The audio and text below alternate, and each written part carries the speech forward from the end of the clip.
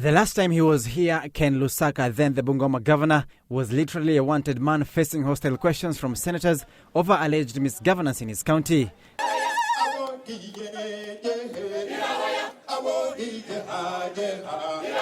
But today, he was back in a triumphant contrast. The jubilant dance confirming his changed status as the newly elected Senate Speaker. The former permanent secretary savoring his win in a befitting ceremony after clinching victory in 2 rounds of voting that saw him edge out his closest rival, Farah Maalim.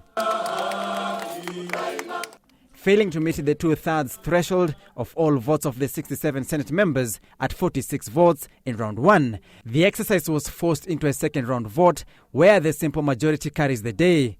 Lusaka seeing off Maalim with 43 votes against 25. We must have a very good working relationship between the governors and the Senate so that we don't view each other as, enemies, like, if they want some clarification, it's taken like, it's punitive.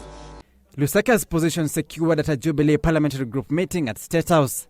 Having served as governor, Lusaka becomes the second Speaker of the Senate in what is perceived as Jubilee rewarding him for the work done during the campaign season, where Jubilee managed to get 4 MPs in Bungoma County. That has played a bigger role. So I really want to thank the people for the way they voted and for making it possible that I be able to get this very, very coveted seat as the Speaker of the Senate. But the victory did not entirely bury Lusaka's past. Siaya Senator James Orengo revisiting integrity queries that had threatened to frustrate Lusaka's Speaker's quest. The House did actually undertake a leadership and integrity test before putting the names before us for this process of electing the Speaker. In the event, because this was April 2017, that these 2 bodies find that Governor Lusaka is culpable, what are we supposed to do if he's sitting on the chair there as Speaker? We cannot introduce, Mr. Clerk, general provisions of the Constitution on a matter which has specific provisions of the same Constitution. Any other time that we find the Speaker in a situation of conflict of interest, the standing orders have made provisions for handling that. There is a Deputy Speaker, there is a Speaker's panel, there is a procedure of removal of anybody here, not just the Speaker, including all elected senators.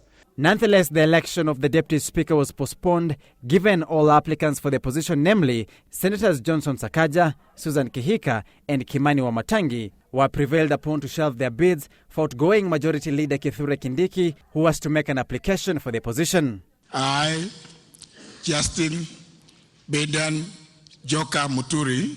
Jubilee also had its way in the National Assembly, with Justin Bedan Muturi retaining his seat after a similar 2 rounds of voting. Muturi getting 217 votes against Noah Winja, who got only 4 votes but failed to manage the 232 2/3 threshold to sail through in round 1. Muturi was re-elected in the second round after trouncing Noah Winja 220 votes against 1.